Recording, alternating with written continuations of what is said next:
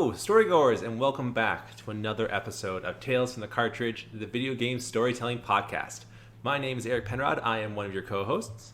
And I am Ryan Bauer, and I am your other co-host. Ryan, we survived yet another week. Will it ever end? Well, I mean, I don't want it to end, don't get me wrong. Just the strain of it all. I feel like a lot of people can probably agree with us that this is the crazy time of the year. But luckily, we survived it again, and I would love asking you this question. How are you, and what have you been playing? I am doing pretty good. Like you said, last week was wild, but we are here. We've survived. It's getting warmer. My windows are open. It is mud season here in Maine, so everything's just really muddy. But that's okay. That's part of the charm. As far as what I've been playing a little bit of Valheim with our friend Dave.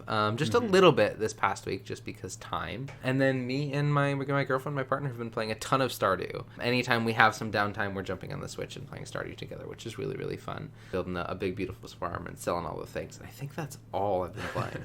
That's been it. I've been curious about Animal Crossing, but I haven't jumped back in yet. I want to, but I just haven't had that drive yet. But that's it for me. How are you? What have you been playing? My week's been crazy also. Juggling things at my job. I transitioned to a new position, so it's been kind of like crazy, but it's a good change. It's a positive change. So it's been good. I also finally was able... I talk about The Legend of Zelda Majora's Mask so much on this podcast sometimes, so I have finally committed. I got new tattoos of the masks in the game. I haven't shown you yet, Ryan, so I'll show you in our podcast, in our Zoom call. It's hard to show on my arm.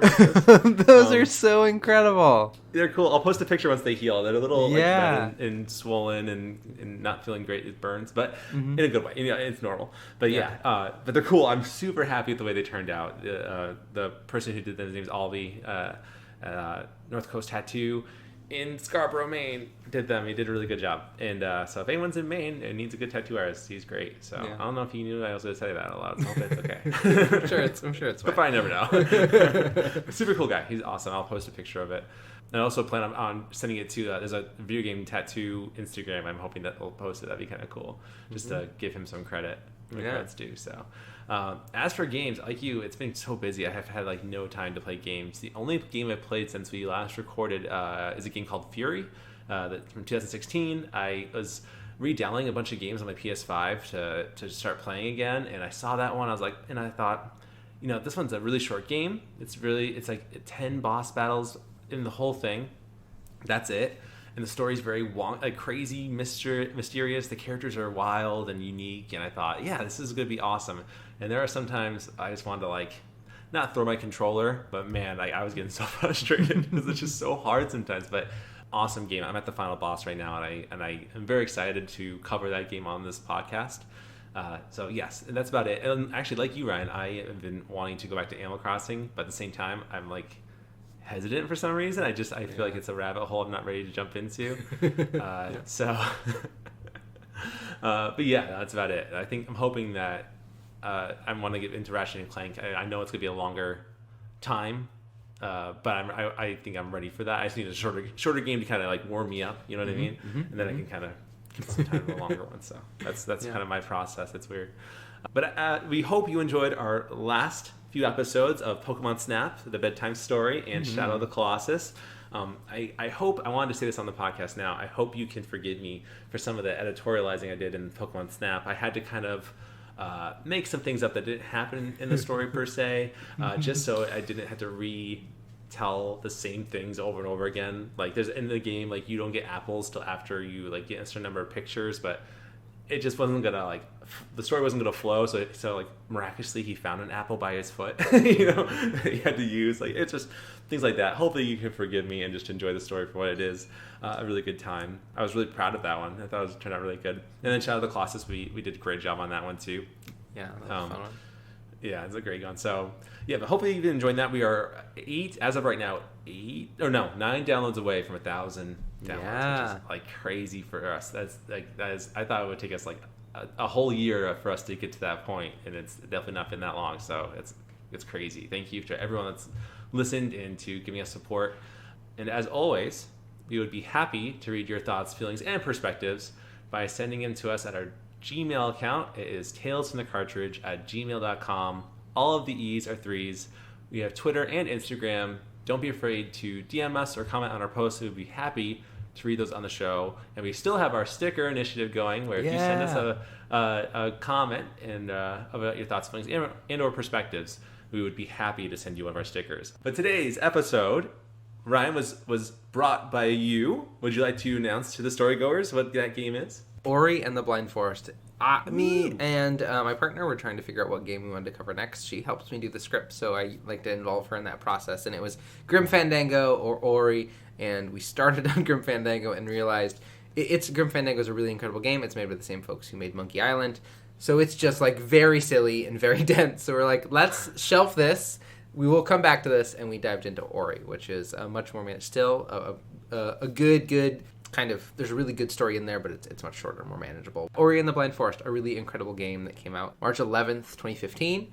It was developed by Moon Studios, and it was published by Microsoft. There was actually, when I was doing some research, there was some rumors or they were in discussion if they were going to show at E3, the year this game came out, E3 2014, if they were going to show Ori as the first game of the showcase, or if they were going to show Call of Duty. They ended up showing Call of Duty. But it's really cool that was like part of the discussion.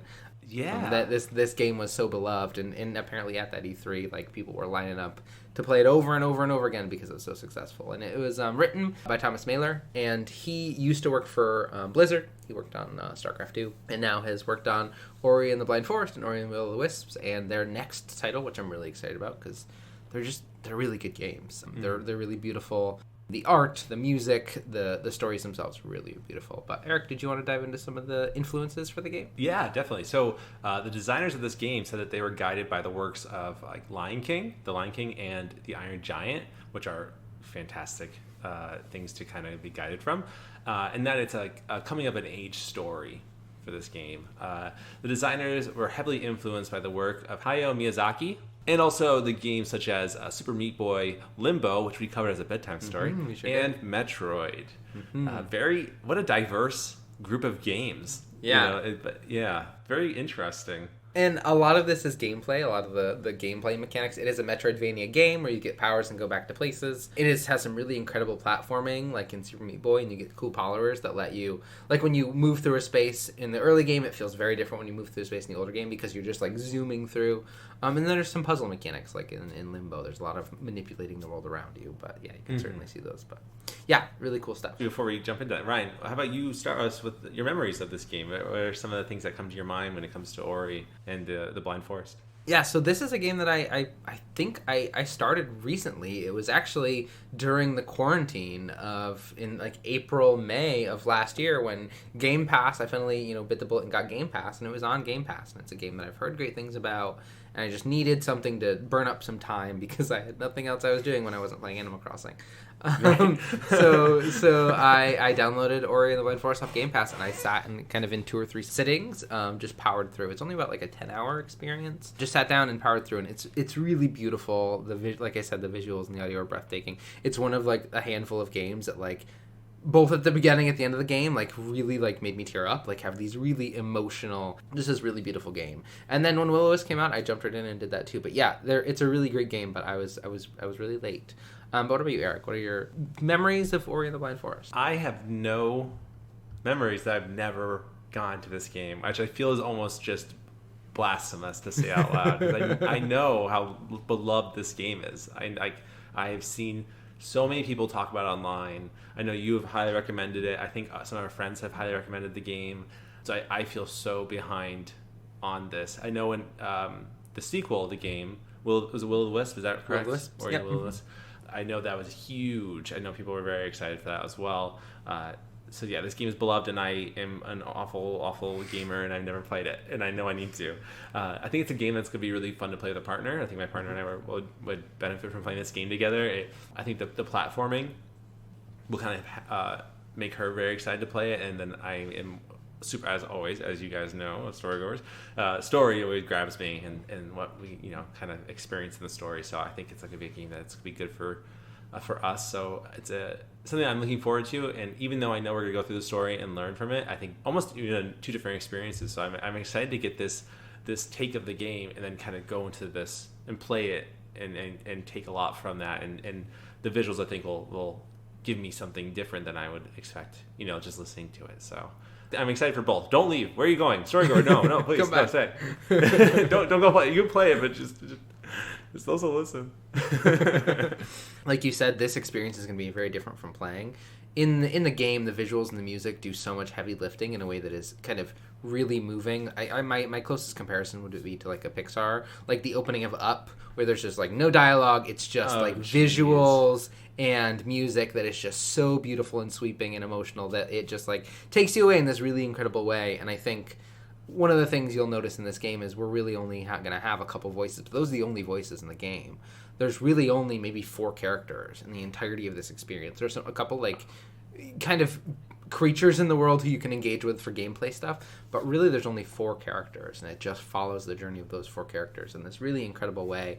And all of these 4 characters feel especially the 3 who we'll talk about, feel really fully formed in their roles in the game, but I don't want to get too much into it. But it's just really incredible, and I'm excited. Ryan, are you telling me I'm about to cry on a podcast for the first time? I don't know.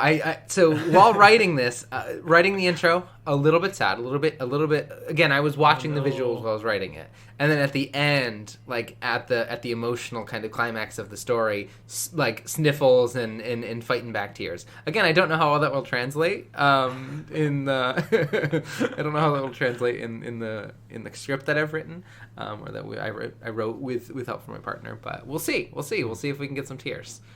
I am terrified. This is about to be a Bambi opening. I have no idea how this game opens. I'm just terrified of what's about to happen. It's never an easy transition when a young character in a story loses their parents, and you're like, well, all right, well, I'm crying. Here we go. I'm invested, and this is a weird feeling. But yeah, here we go. Yeah. As a therapist, I need to embrace emotions and not hide them. It's okay to feel sad. If you hear me sniffle, Snoregoers, just know that it's okay to cry. I'm not the only one. You should cry too. They're tears of joy, I swear. Yeah. But then I guess without further ado, Ryan, I think we should start the story. Let's do it.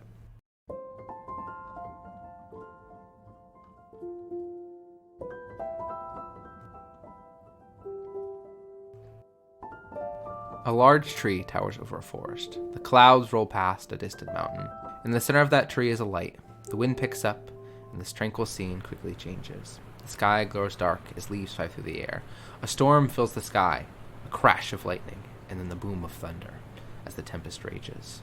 The light of the tree flickers and grows. A deep voice begins to rumble and speak in an ancient unknown language. We shall always remember the light when I lost Ori to the great storm. The storm shakes the massive tree as bright blue leaves sway in the wind. One rips free, flutters away violently in the wind. The glowing leaf is thrown through the air by the squall. It dances as the storm rages behind, as it moves further and further from the great tree. This large humanoid figure stares sorrowfully at the ground. As the leaf flies past, the creature stands and follows. The wind hollows around her and makes her way deeper into the forest. The storm falling in a deluge as she finally reaches the glowing leaf. The creature approaches as the leaf transforms into a small, still creature. The booming voice continues. When Nehru embraced my light. Nehru lifts the growing creature into the air and brings it closer in an embrace. As a child of her own. Ori, the small creature who appeared in that storm that night, sits atop a small nest perched atop a stone. On the stone are drawings of Ori and Naru together. Ori sleeps soundly in this safe place. The sun beams from overhead as Nuri slumbers, surrounded by supple fruit. Ori blinks awake. Their sparkling body descends down from its perch and lands slowly on the ground. Ori's tail twirls as they move through the decorated cavern. Their large ears search for a familiar sound as Ori heads out towards the opening. Ori exits the cave and finds themselves in a lush forest. The bright green trees sway gently in the breeze. Some of them are marked with an X. Ori dashes through the dancing grass and effortlessly leaps in the air and is greeted by a waving Naru. Her warm voice and soft fur greet Ori. She extends her hand and Ori leaps up on her back. Naru turns to shake a nearby tree as a single fruit falls and is tossed to Ori, who happily devours it. Naru marks this tree with her claw and adds a large X to signify its lack of fruit. This tree is surrounded by so many empty trees, but it doesn't seem to sour the pair's tranquil mood. As Naru lumbers through the trees, Naru points out a nearby tree, lush with fruit across the swampland. The pair spend the next days working together to build and craft a bridge to reach their goal. Ori and Naru are inseparable. They share gentle embraces, playful tosses, and when they arrive at the tree, some delicious, well-earned fruit. They feast and enjoy the delicious fruit. The booming voice continues. On that fateful night, when I lit the skies ablaze, I called out to Ori. Ori watches the light-filled sky, transfixed at the iridescent dance of light. They were quickly swept up by Naru and took them into their home to share more delicious fruit. She holds Ori close. She held her close when the last of the fruit stopped falling. She held Ori close when their lush green forest turned gray, and when all the plants and trees slowly began to die. She holds Ori close as she starts to lose her strength, and shares the last of the fruit with Ori. Yet hope never came. Naru stands and leaves a sleeping Ori behind in the cave. She searches the surrounding forest for any remaining fruit. Through the passage of time, life withered and decayed when the forest is blind. Naru finds the final fruit and gives it to Ori. She denies Ori's offer to share, and Ori leaves on their own in search of fruit. She climbs atop a nearby tree to find a handful of fruit and brings it back to the cave. Still, hope showed its face. As Ori returns to the cave, they are reminded of the times with Naru, the fruit they shared, the bridge they built, shared experiences, the unconditional love. Ori carries the fruit, eager to share the same with Naru. Ori extends her hand towards Naru, who lays motionless against the cave wall of their shared home. Ori tries to wake Naru as her body slumps to the ground. Ori lies on top of Naru's still body. An orphan once more, with no reason to stay. Ori wanders the lifeless forest that now surrounds their home, lost and alone. Ori searches, but they aren't sure what they're searching for. Searching for my light, so weak and frail, when cries were met with silence, and hope went astray. Ori pulls themselves through the brambles of the forest, weak and stumbling. Eric, we're going to stop there. Just to kind of, what a called shot on the Bambi. Just to kind of talk about this kind of intro and what this is kind of setting up. How is this emotional impact feel so far? What are your thoughts on that? I mean, story goes, you couldn't see it, but I was like making many faces. I'm so sorry, Ryan. You're trying to read in No, be you're serious, fine. and I was You're not okay. helping because like I knew it. I knew it was coming. It's so sweet because like what better way to show unconditional love than through the sharing of food? I think food has such a significant role. And it reminds me like in a weird way of like grandparents from the Great Depression. I think it's something that I always hear about. Like it's something that it's so sorry, I'm taking us on a weird roller coaster right here, but just hear me out. Like my grandmother was someone who always made sure everybody in the family was fed. And when I asked her about that, because I had grown up and I was very curious why she had that mentality, I remember her telling me like through the Great Depression, her family struggled and they had to like hunt often. My great grandfather had to hunt deer and he hated it. I remember my grandmother said he cried every time he had to kill an animal for food, and it was just very emotional and it was a lasting impact on her. So she always made sure people were fed, and often in shows like Hoarders, which is like very interesting from a therapeutic standpoint, how these people with significant trauma adapt to their situation in unhealthy ways. Oftentimes they're hoarding. I've heard people say because like they've gone through times like the Great Depression where they had nothing, so then when they have something they keep it because it has multi-purposes and things like that. But that's not the point. The point I'm trying to make here is like that's what we're kind of seeing in this whole Nehru and Ori relationship here, is that someone who is unconditionally loving and sharing food because that is so important for them to help someone they love, to make sure that they're fed, to make sure that they're going to be okay, regardless of the impact that it has on themselves. So for Naru, just passing away because they had no food, making sure Ori was safe, immediately is going to tug on your heart. I hope at least, like, because it did mine. It just immediately shows you the significance of food, and having a lack of that and giving the only food you have to someone that you love. I think as people, we recognize the significance of that. Does that make sense, Ryan? Do you understand where I'm coming from with that? Yeah, I think that makes a lot of sense. And I think one of the things in this story is these characters don't necessarily speak. A lot of their communication is through language or through this act of kindness. So these acts that they're doing, they're sharing this thing, that kind of giving each other life through this food. And that's kind of what that symbolizes, right? They're giving each other life by sharing that food. And Naru is effectively saying, your life, to me, is more important than mine. I'm willing to give up my life for yours. And that kind of plays out. And it's this really beautiful scene. And Naru is this character who they set up as this really motherly figure for Ori. And just for reference, I use they, them for Ori, for the pronouns, and then for Naru, she, her. Naru, this really motherly figure to Ori, taking care of Ori, and we don't know why this bond forms so quickly, but it does, and they care and take care of each other, and we see all these really beautiful experiences that they have. Yeah, I think it's really well done. But yeah, that's a really good way to connect it to a real life situation. Yeah, and actually, so in this conversation has made me think of two things. One, I'm surprised that Tarzan wasn't a big influence in this game, because I feel like has a big significance to that. Tarzan loses his parents and then is raised by orangutans, I believe, or monkeys, gorillas. Gorillas. Yeah, I don't know my animals very well. That's okay. But raised by gorillas, and the significance of that, and then also just like you said, Ryan, there's like very little dialogue in this whole game. And we don't ever see Naru and Ori speak to one another, right? Oh yeah. No, never. So I don't know the exact numbers, so I'm not going to throw one out there. But I know that I've learned when I was learning therapy in like my grad school and my job, that nonverbal language is like the most someone will gain out of a conversation with another person. It's something, I'm going to throw out a number. I don't know if this is right. I know it's crazy. It's like 95% or something crazy like that as nonverbal cues that you get and you can learn from someone when you're interacting with them. And then, whereas verbal cues and identification is like 5%.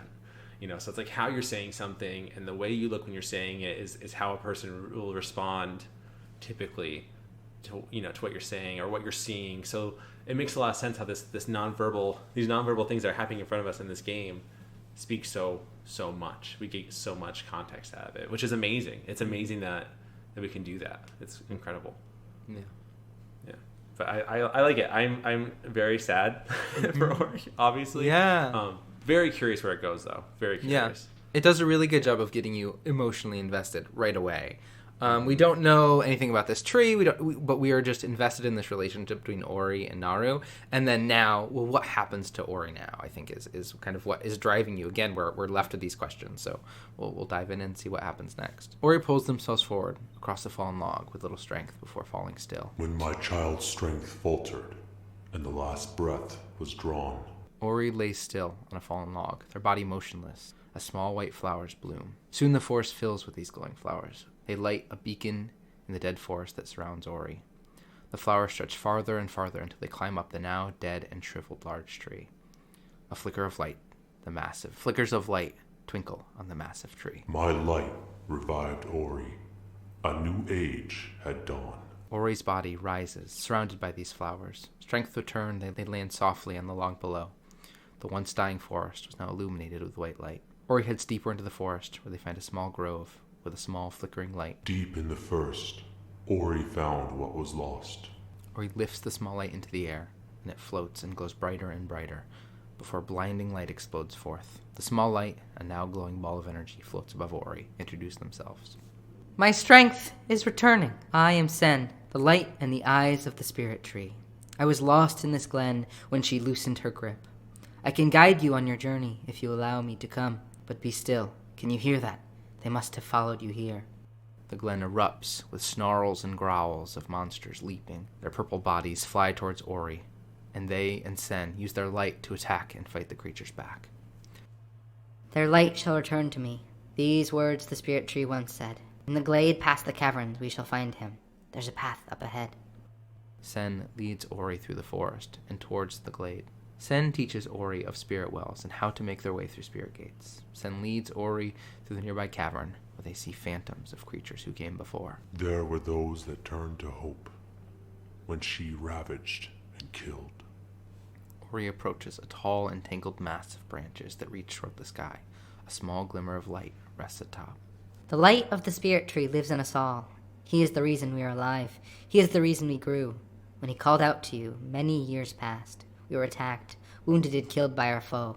Now these ancestral trees are all that is left behind. Come closer now, and feel the light feel the spirit inside. Ori approaches the tree as it comes to life. A small glimmer erupts into a massive light, and the beams struck out to embrace Ori with their power. When finished, Ori slams to the ground. Empowered by the spirits, they can now traverse and travel to new places. Somber they found me, dormant and still. We told Ori the tale of her misguided will. Ori approaches the trunk of the now dormant large tree. Globes of light fill the overgrown roots. A stone pedestal sits at the bottom. A beam of white light shoots toward the sky. Ori stands atop the pedestal. Ori, the spirit tree. He must have used the last of his strength to save you. Come now and hear our story. It was the night of the light ceremony. It was our light that she hated. Sen told Ori the story of the World Tree. I called out to Ori, but my child never came. The World Tree, now aglow with light, is surrounded by fields of creatures made of pure light. As the sky is filled with luminescence, the core of the World Tree shines. A winged mass of claws dives towards the World Tree and the creatures below. The creatures below shriek in horror as the beast talons slam into the earth. Its beaked visage, filled with hatred, lunges and strikes at the glowing creatures before taking off into the air to strike at the source of light, the World Tree. The creature rips the light from the World Tree, flies off and crushes it, before dropping it into a chasm.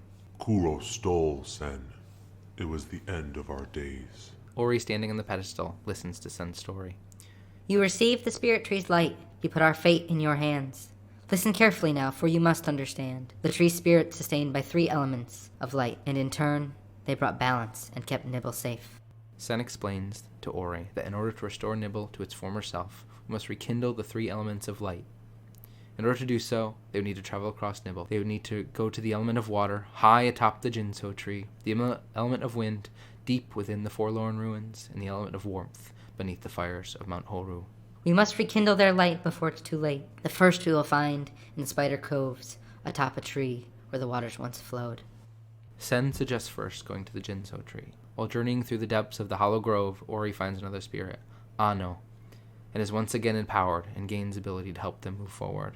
With their newfound power, Ori moves into the Moonrado, the location of the Jinso tree, the first element that needs to be restored.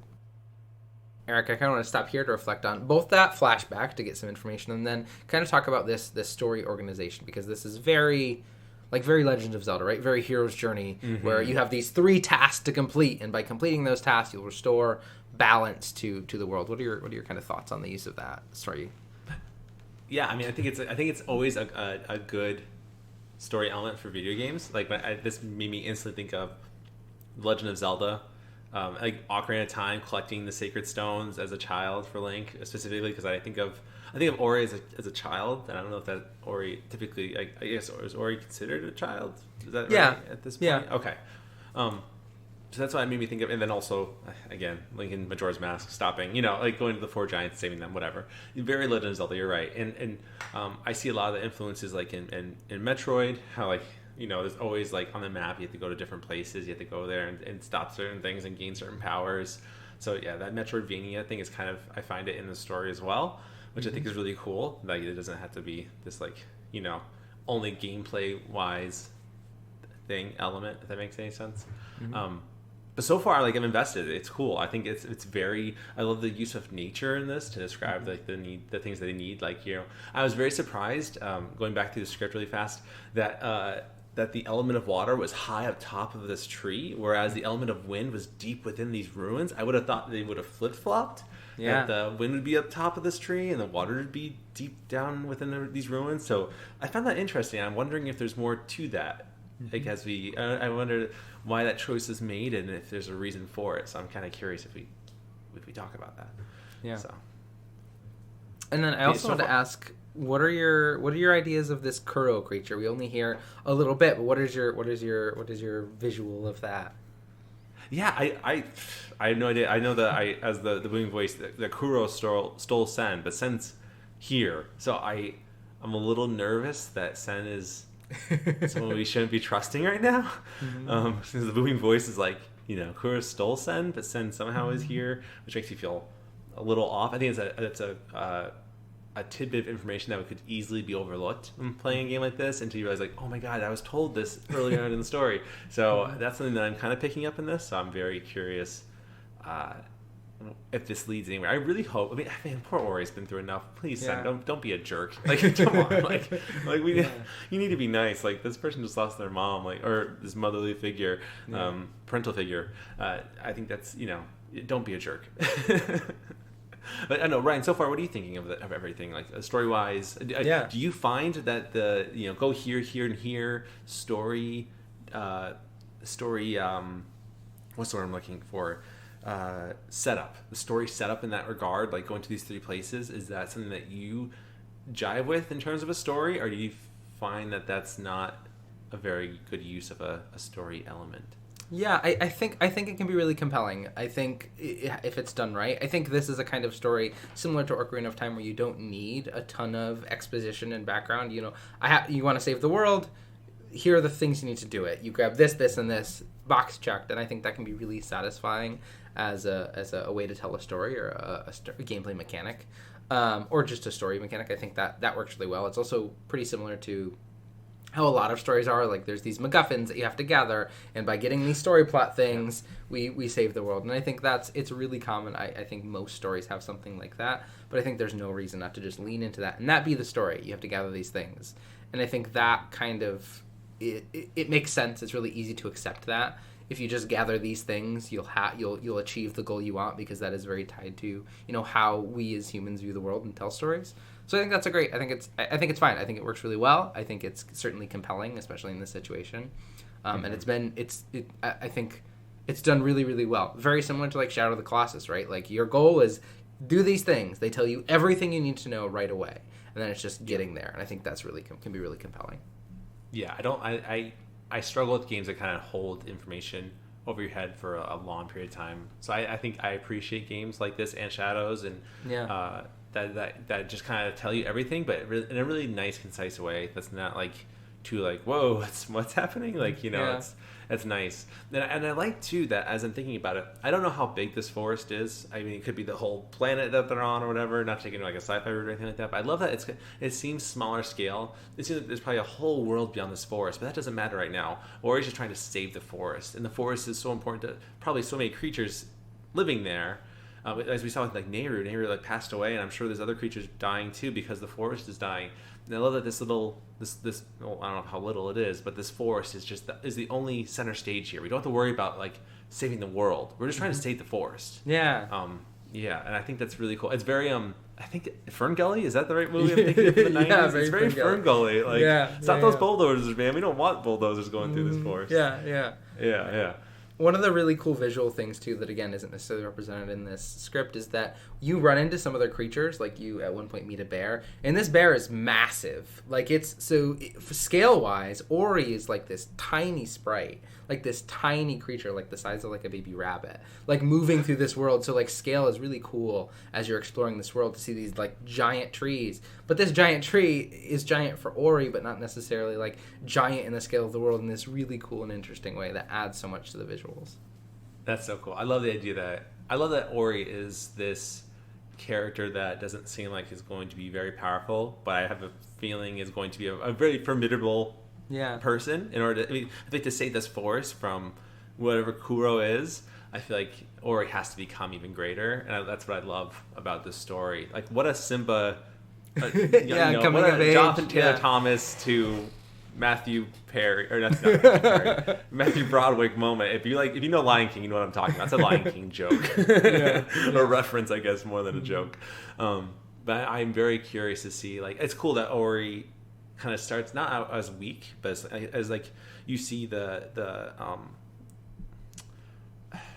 you see not the weakness in Ori in the beginning of the game, but you see how Ori struggles at the beginning of the game. And I'm hoping through this journey you see Ori become stronger. This person that becomes stronger and stronger, and not physically so much as just like emotionally grown and is confident in themselves, and someone that I think Nehru could be proud of. Oh, probably Nehru already is, but can look at them and know that they're going to be okay and is proud of them. And that to me, that's really cool. I love seeing those moments where you don't think you'll get someone recognizing, like someone passes away and you don't get that recognition, like you wish you could see them one more time. And I hope we get that in this story where Nate can be like, oh man, or you've grown up and you're so great.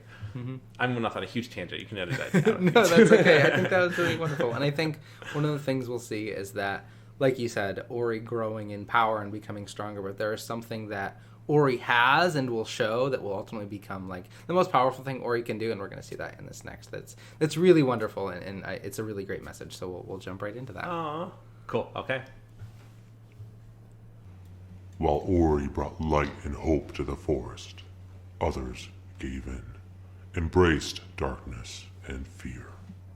As Ori approached the base of the Ginso tree, a creature stood atop a glowing gemstone.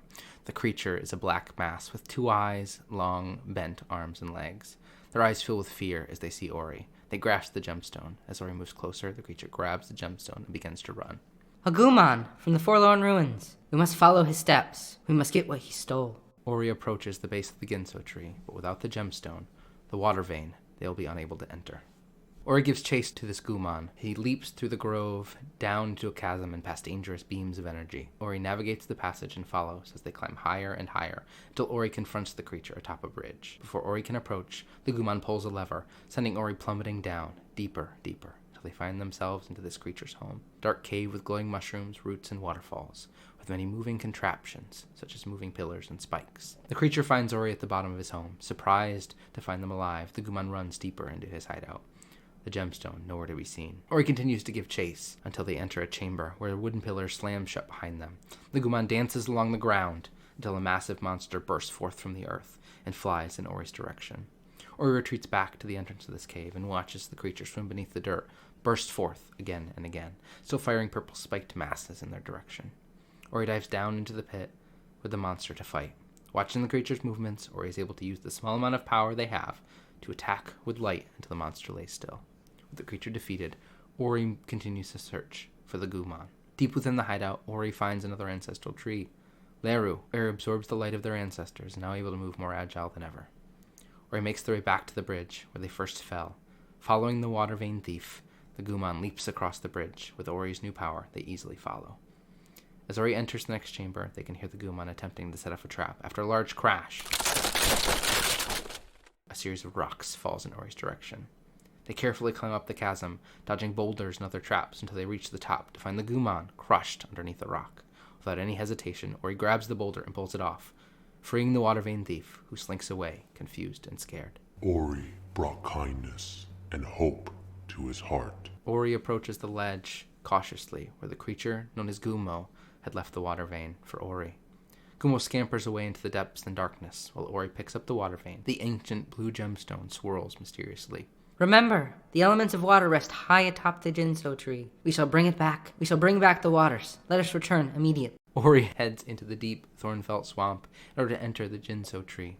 The water vein flies into the round inlay on the bottom of the Jinso. It lights up the water symbol etched into the wood, and the wood rotates 180 degrees and pushed back to a side to reveal a now open door. Ori steps into the Jinso tree. It's thorny, dry, and dark. The waters of Nibble once flowed through this very tree. Now it is rotten and dried up inside. We shall restore the flow. The Jinso's tree heart we must find. Ori looks upward. There's a light coming from inside the hollow tree passage. He heads deeper into the tree, continually to search for its heart. There's a smaller tree in Ori's path. Ori absorbs its power and knowledge from another ancestral tree and continues their journey. The path through the tree is dark. The wood is foul and decayed without the elements of water. Large, thorny, pinkish blobs of blight ooze from the wood and block Ori's path forward. With some new skills, Ori destroys the blight in its path. It destroyed the blight surrounding a large suspended root ball. With all the blight removed, the root ball comes to life. It flashes. The brightest light continues to gleam, releasing blue, watery energy. After rekindling the first light, Ori moves on to explore the rest of the tree. They need to rekindle 2 more of these lights to restore the element of water. Ori finds the last light they need to rekindle. A huge flash of blue light. Water begins to rain down in huge streams. The water begins to rise and rise throughout the tree. It destroys all of the blight in this one cleansing sweep. Ori races the water, desperate to escape before they are also cleansed, like the blights. The water continues to follow Ori as they jump from ledge to ledge. Ori safely makes it out the Jinso tree. Water spills out behind them into the surrounding land. Ori, exhausted from the escape, sits nearby, watching in amazement as the water overflowing and quenching the earth. Suddenly, a large, dark profile of a mountain in the distance begins to shake and move. It springs to life and flies into the air. Kuro lands in front of them, her beady eyes aglow with energy, fixed on Ori. She jumps out to grab Ori, but the impact of her landing on top of the tree caused Ori to bounce off the ledge and away from her grasp. Ori falls to the ground. It's a long fall, as the Ginso tree's trunk is long and lean. Kuro flies in the background, eager to grab Ori from the sky. As Ori falls lifelessly, Kuro flies closer and closer. The screen fades to dark. It was the light that she hated, the light of our kind. But Ori's kindness would once again save my child. Ori sits on the swamp floor. Gumo hops along from dry moss platform to another, gingerly carrying Ori to a safe spot on a bed of moss. He scamps away and climbs out of sight after one last look at Ori. Ori, I thought I had lost you to Kuro's talons of hate. Ori gets up and inspects the water nearby. It's crystal clear. Sen encourages Ori to push onward. But there is no time to lose. We must make haste. Vent of wind rest deep within the forlorn ruins. Inside the misty wood there is a key that will open their gates. So Eric, we just had our first run-in with Kuro, which is this massive winged owl-type creature who was about to murder Ori when she was saved. What are your thoughts on this kind of the meeting of Gumo and then the ending of that little section? It was cool. I like that Ori's kindness towards Gumo has changed Gumo for the better. Mm-hmm. I like that a lot. I think that's very like Pixar-y, Disney kind of mentality. I mean, but it's kind of true. It's real life true. I myself have when I was younger was a victim of like bullying and I was one who was really bad at being mean back to people. So I just was kindness. I just showed kindness, and a lot of times these bullies would become my friends. And then there's a whole. I've gone on this topic many times with clients in the past with therapy and the dynamic of bullying and all that stuff. But typically at the end of the day, bullies just really don't like themselves, and are trying to make other people feel bad about themselves to feel better. But when you show kindness to someone in that state, not typically, but hopefully they can find some worth in that and become friends. And I think that's what we see here with Ori. I think Ori is someone who just does good for good's sake because they know it's the right thing to do. And I think it's really cool. I like characters like that. That kind of just, they know what's right and they know what's wrong and they want to do the right thing.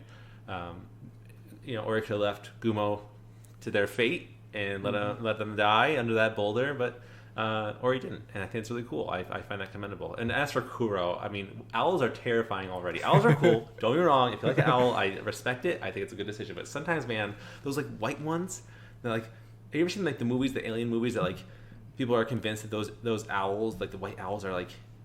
Yeah, aliens? yeah, I have seen that. What is it? Like fifth set? It's like I know exactly what you're talking about. It takes place in Alaska. It's like one of the few horror movies I saw. And I was terrified because it was like as a documentary, it was shot as a documentary. Oh man, very spooky movie.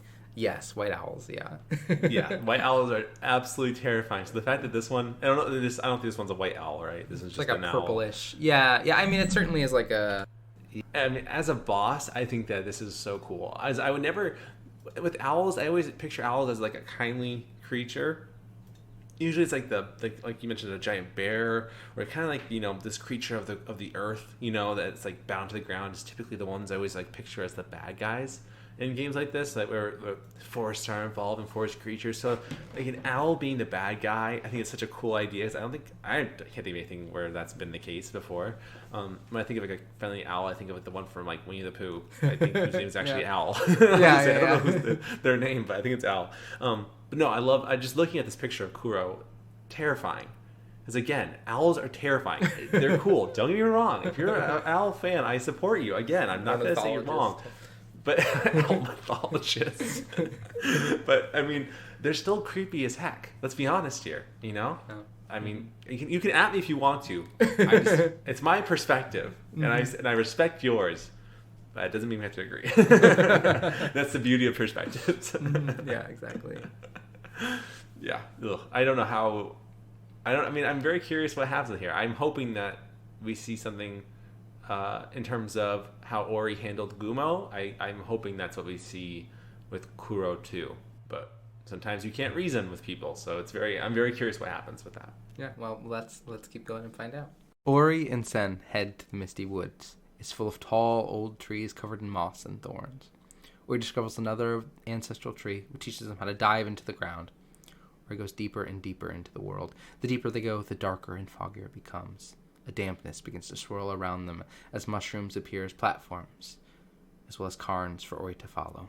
In a swoop of darkness, Kuro lands, searching for Ori. They hide behind a piece of tree wood, away from Kuro's sight. Kuro flies off, still hunting Ori. Ori manages to avoid Kuro for a while until they spot Kuro in the distance, patrolling the air with a murder of crows. As long as Kuro is out there, the path to the misty wood will be blocked. But look up there. We might be able to distract her if we loosen that rock. Sen indicates the rocky ledge in the distance. There are clearly cracks in the foundation where light is seeping through. With some well-timed dashes, Ori makes their way over to the precarious edge. They pound the ground and the rocks come loose, landing on Kuro's head It disorients her, and she flies to a nearby wall of stone, flies off, phased but not injured. Meanwhile, Ori lands on solid ground. Nearby, one of Kuro's feathers lands near Ori, and they rush to gather it. The feather is deep violet, and is the length of Ori's body, large enough that Ori could use it to glide and ride the winds. The haze of the misty woods deceived the minds of all. Those lost within were never found. Ori continues forward into the dark part of the woods. There's barely any light as Ori walks through the deep fog. Sen's light illuminates the way forward. Strange creatures hide in the darkness, creatures that don't need light to survive. Ori stumbles upon the shrouded lantern.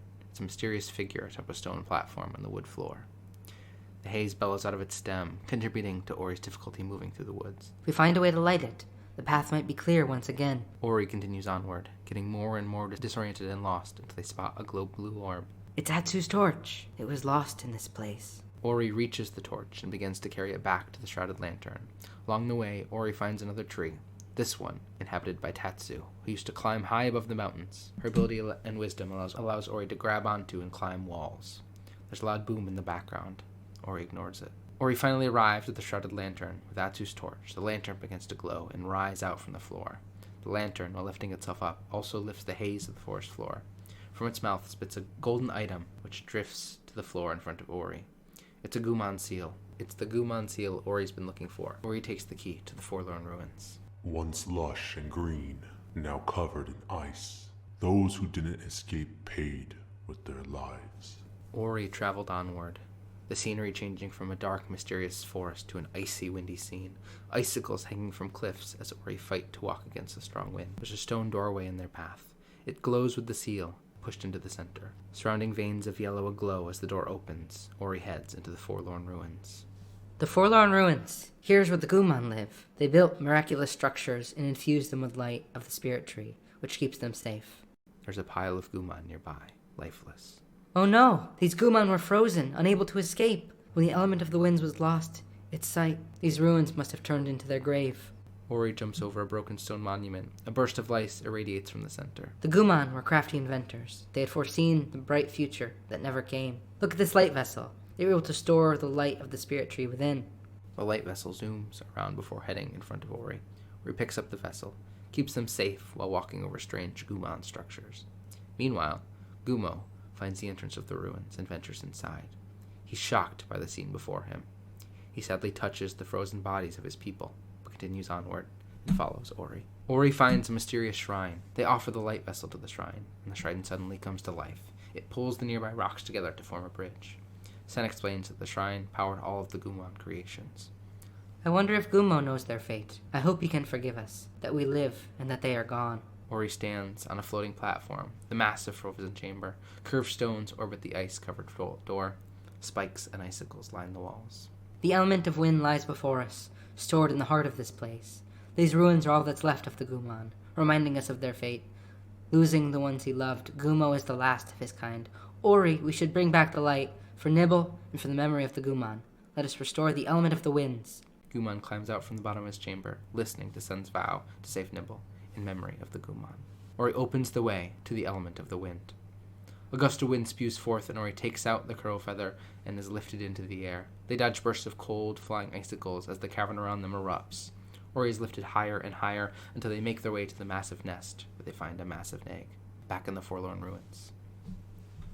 Moved by their words, he decided to act. Gumo pulls the light vessel from its place. As the area crumbles around him, he narrowly escapes, back in the nest. As Ori touches the egg, they are shown a vision. Kuro sits atop her nest. 3 small chicks chirp for food as Kuro drops large grubs into their mouth. She takes off into search of more food, leaving the chicks alone in the nest. The chicks watch in the distance. A massive tree erupts with light. The light ceremony, while searching for Ori, reaches the far reaches of Nibble, places which never received this light. As the light from the forest reaches further and further, it reaches Kuro's nest. These chicks, creatures of darkness like Kuro, were overtaken by the light. Kuro, hearing her chicks screech, rushes back to the nest to find her eggs lay still. The only thing remaining was a single egg. Kuro, filled with rage, flies towards the tree. Ori had learned how they perished through our light. All along, she was simply protecting her last child. So Eric, I want to stop there, because now we've learned more about Kuro and why she's doing the things she's doing. Oh no. The best villains are the ones that see themselves as the hero. Yeah. That's so true. That's so true. It breaks my heart. I'm glad that Kuro isn't just this like bad guy for the sake of being a bad guy. It's someone that's lost something significant to them. Lives have been lost. And it's so interesting how, you know, when you hear in movies and games and just stories in general about the light, you know, the light is always this symbol of hope and it's this symbol of life. But I like that in this story, darkness is also a form of life. And I mean, nothing really besides Kuro's actions, I feel like have really, I mean, would you say that darkness has caused all this problem? I would say the cause is the lack of the, in some way, the lack of light. There's no balance to the world. Without this light, things were allowed to just fade. The light kind of powered in a lot of the world, but I think there's something too that there's value to the creatures that exist in that darkness. They're not just these mindless things. The darkness is not this evil entity per se, that it has its own purpose too, and that the light kind of, you know, the light isn't this only pure thing in the story. It also causes damage to things. It also harms things. It's not this solely pure thing in this world. It, you know, darkness is also affected, and it's also taken. This light has taken the lives of these babies, and I totally sympathize with Kuro now. Like, it's crazy how interesting it is that this creature, this owl, still creepy. No offense to Kuro, is filled with rage and anger, and I feel like the idea of Ori being with this egg would only make the situation worse if Kuro found out. But I sympathize with Kuro. It's super interesting. What do you think, Ryan, in terms of Kuro? Do you agree? I think I totally agree. It does such a good job of showing you why Kuro isn't just this monster. Kuro is doing this out of this trauma and this rage and doesn't want this ever to happen again. She has one egg left. And if this light were to do this thing again, which it's also really interesting that, like, the reason the light was doing this was to look for Ori. It doesn't always stretch out this far. It did that because it was looking for Ori. So not only is she going to be upset, I don't know if she's making that connection, but Ori is the reason her children died. Because Ori was hid away by Naru.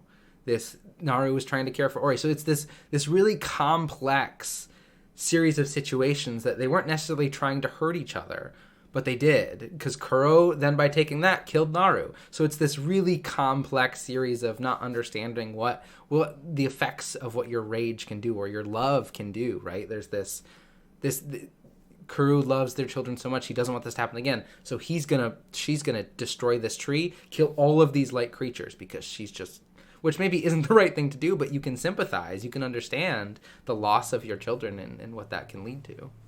Right. And how many times in game stories have we seen the power of love in terms of the positives it can do, and the power of love in terms of the negatives? That, you know, when love can hurt in so many different ways, and this is one of those examples where love has hurt Kuro because something that she loved is now gone, and the significance of that. And I love that they gave her this purpose. That this is I don't want, you know, Kuro's babies to die. That sucks.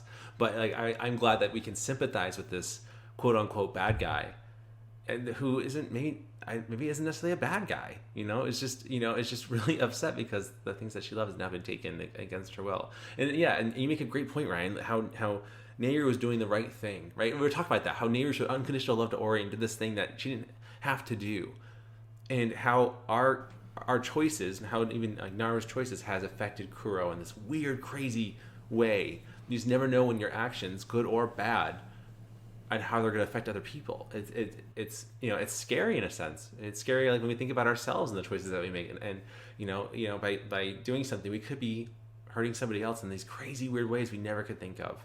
And what does that mean? Does that mean that you've done something bad, for the sake of something good? It's very complex. It's very interesting. This is such a cool, deep story. I love it. As Ori finishes her vision, they hear the massive wings of Kuro flapping as their large form lands on the entrance of the nest. Eyes full of rage, she chases Ori down the frozen waste below. Ori hides behind a nearby stone as Kuro searches for the being of light. Ori carefully moves and attempts to remain unseen as they navigate the frozen wood. As Ori moves into a cave, Kuro shoots toward Ori, slamming into the cave entrance, causing it to collapse and trap Uro inside. We barely escaped her clutches this time. It is clear now why she hunts us. Kuro is just protecting her child. But remember, Ori, the element of warmth is the last to ignite.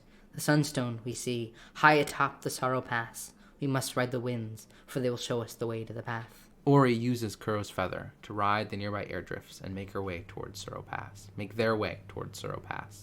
Sorrow Pass is a yellow desert covered with stone spikes and sand. If not for the newly reinstated power of the wind, it would be impossible to navigate. Using Kuro's feather, Ori flies above the spikes and makes their way to the sunstone. While exploring, they find another ancestral tree, this one belonging to Nier, which allowed Ori to leap high into the air and better control their jump. This made Sorrow's Pass even easier to navigate as they search for the sunstone. Ori rides the streams of warm air higher and higher until they arrive at the clouds above the canyon. A massive volcano in the distance slowly erupts with magma. Ori approaches the altar of gleaming yellow stones, whose bright light radiates the surrounding area. No wonder Kuro is avoiding this place. The sunstone still radiates light that she fears. Ori approaches, and the altar comes to life. The crystal opens, and out comes the sunstone, the key to accessing the entrance of Mount Horu. Back in Naru and Ori's home, Gumo enters with the light vessel. He approaches Naru's still body and holds the vessel in his hand. Gumo closes his eyes, and the power from the light vessel fills the room before it erupts and vanishes into light. Gumo steps back as Naru sits up and looks around the room. Their journey inspired even he who had doubt. Gumo had found a place to belong. Gumo reaches out and takes Naru's hand. He shows Naru the tree and points to Mount Haru. The two head off. Back at the Sunstone altar. With the sunstone, we can now pass through Mount Haru's gates. Do you feel that shaking? The rumbling of the earth? Mount Haru is close to spewing fire. There's no time to lose. Ori and Sen make their way back towards Mount Haru.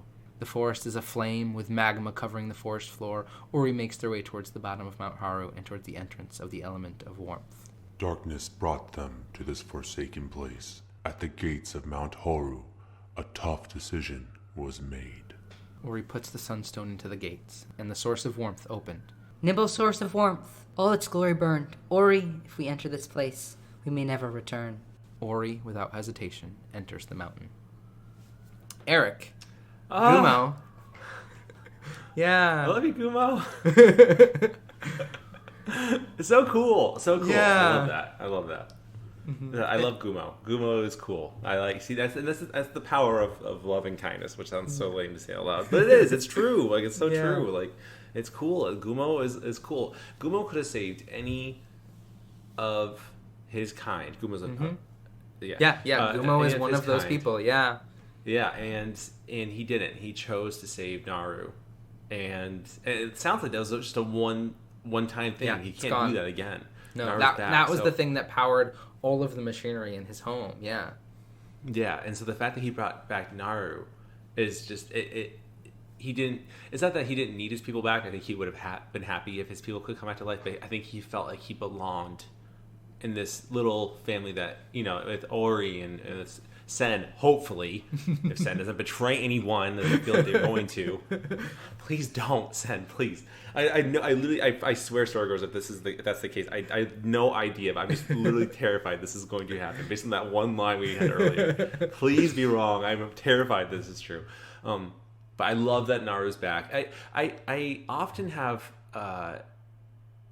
So I found, like, recently I read, like, stories of these games or whatever where a character dies in the beginning and then they come back later on in the story, and there are some fans of things like that who find that when that happens it diminishes the death, the beginning death, or the death earlier in that story. It diminishes its worth, and I just don't see it that way. I have a really hard time finding that to be the case. Like, that death is what inspired this whole journey for Ori, and the fact that Naru's come back, I don't think that diminishes anything. I think there's, like, a beauty in that. I think that it's really cool that could happen.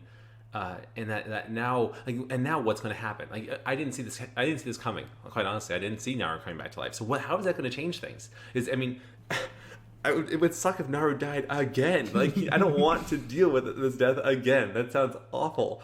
But I mean, if it happens, that's a huge impact. You know, this person's brought back. You think it's safe? They die again. Like, you know, I don't know. I'm just kind of spewing these out. The story is very gripping. Is much more gripping than I anticipated. Yeah. But Ryan, what do you think of Gumo, of Naru's, rebirth? Do you agree with what I was saying about coming back to life, or what do you think?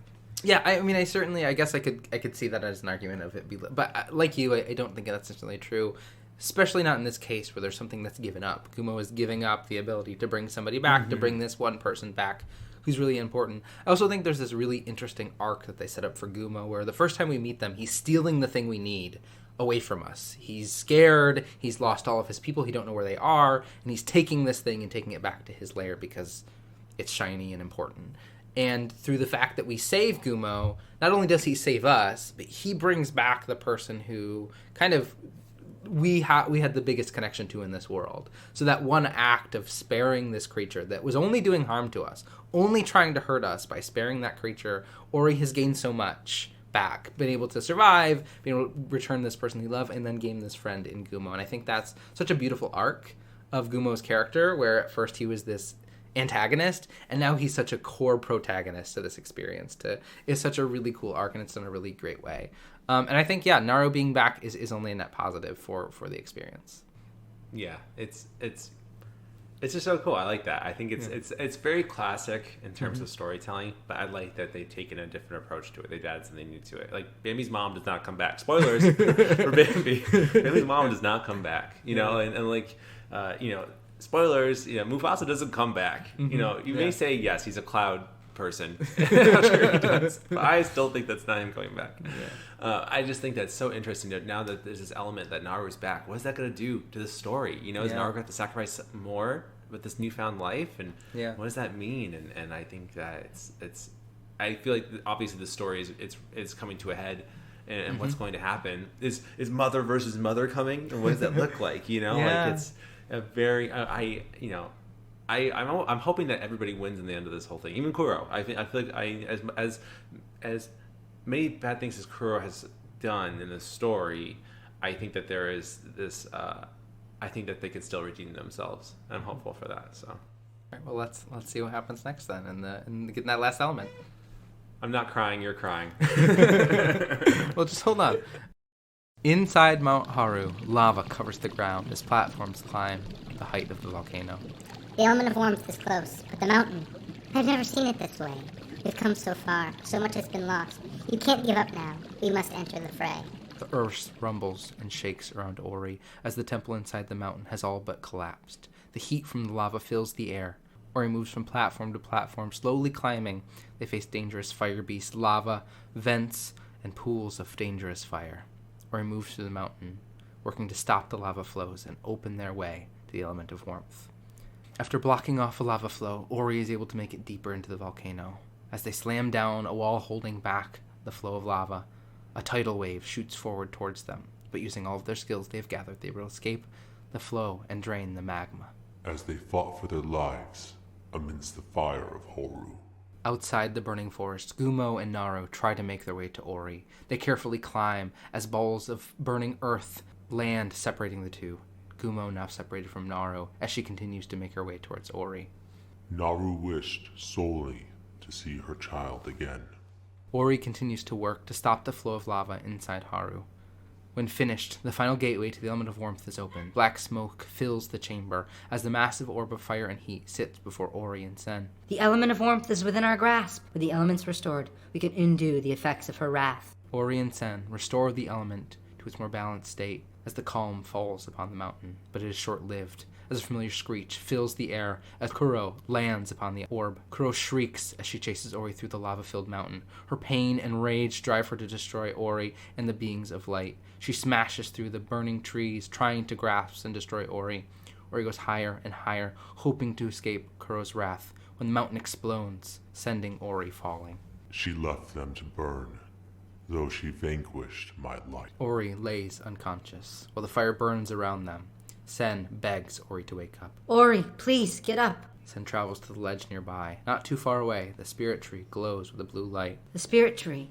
So close. He's our only hope left. Ori wakes up, alone in the burning forest. He catches up to Sen and jumps and begins to fly towards the spirit tree. Kuro, out of nowhere, wrathfully grabs Ori mid-flight and slams them back to the ground. Ori lays unconscious again. Kuro stands menacingly over Ori as Naru emerges from the burning forest. Naru approaches Ori on the ground as Kuro looks on with malice. Naru ignores Kuro and rushes to pick up Ori. Naru cradles Ori, holding her close as Kuro looks on. Kuro watches Naru hold Ori. Her rage starts to fade as she thinks of her chicks, perished in her nest. The anger subsides and only sadness remains. Kuro watches a mother holding her unconscious child. She looks back to her nest. A single egg still sitting in that nest. Now the forest, engulfed with flame, encroaches on the last of her children. Kuro knows there's not enough time to make it back to the nest to save her egg. Kuro picks up Sen and flies towards the spirit tree. Placing it back in the tree as it erupts with light. The light emanates out of the tree, destroying Kuro, but extinguishing the flames of the forest. The fire is gone. The smoke of the forest starts to clear. Flowers grow, and it begins to rain. The chaos and destruction fades, leaving peace and calm to the forest. The spirit tree restored, Naru and Gumo watch as the tree returns to life to the forest. Naru returns to her home. The rock that once held the carving of Ori and Naru is now filled with the images of Gumo and Kuro. A large egg sits in a small nest in the home. The egg starts to crack and shake. The end. That's it. Wow. Oh, Yeah. oh, that was so good. That was so good. That was so good. That is so good. I think this, many stories have already covered this topic. Is there if I Please, go into this, please, Ryan? please, Is it cool? please. Sorry. Okay. Many stories have already covered this kind of topic before, but I think it just shows like how the idea of revenge is so flawed. But it just seems, when someone is victimized, like revenge just seems like such a great idea, right? That's how you get even. Like, it's not fair that this person or this thing took something from me in such a harsh way. Like, how, I need some kind of revenge or some kind of repentance to justify this. And how we see this in Kuro, and Kuro recognizes this, I think, by watching Naru hold Ori, and then looking around and seeing what Kuro has done to this forest. Not Kuro has necessarily has done, but because of what Kuro has done, it has led to this destruction of the forest. Realizing that their last egg is in danger, and decides to do what I think any mother would, and saves their child. I just think there's so much beauty in that, and that's the redemption that Kuro has to make. And I think that's a beautiful thing. And now this egg is going to be born into this family that's going to, I think, love it. And I love that Gumo's still here. Gumo's still in this family. I love that. So good. It's so good. I think that what a beautiful story. Yeah, isn't it beautiful? It's great. Yeah. Oh, I am crying. I'm crying. You're crying. We're all crying. But Ryan, what do you think of this? What do you think of the idea of revenge? Is it justifiable? Yeah. I don't know. Do you agree? I haven't been in this situation, so I can't for say how I'd feel, but I think like Kuro recognized that she would gain nothing from destroying Naru and Ori anymore. She sees this relationship that she had and lost, and she's sad about that, but I think she recognizes, which shows this really incredible growth in Kuro and this complexity to her character, that she recognizes that as she watches, Naru cradle Ori, who, was destroyed at Kuro's hands, like held and taken care of, and in that moment recognized that it wasn't worth it, and instead what can I do to put an end to this, or to fix this, or to make it right, or even just maybe I need to instead just focus on how I can take care of that last child. That going any further doesn't mean anything. I think Kuro makes the choice that instead of getting back at Ori and Naru, I'm going to do what I can to protect what I have left and value that. And unfortunately, Kuro needs to the only way is Kuro makes the sacrifice.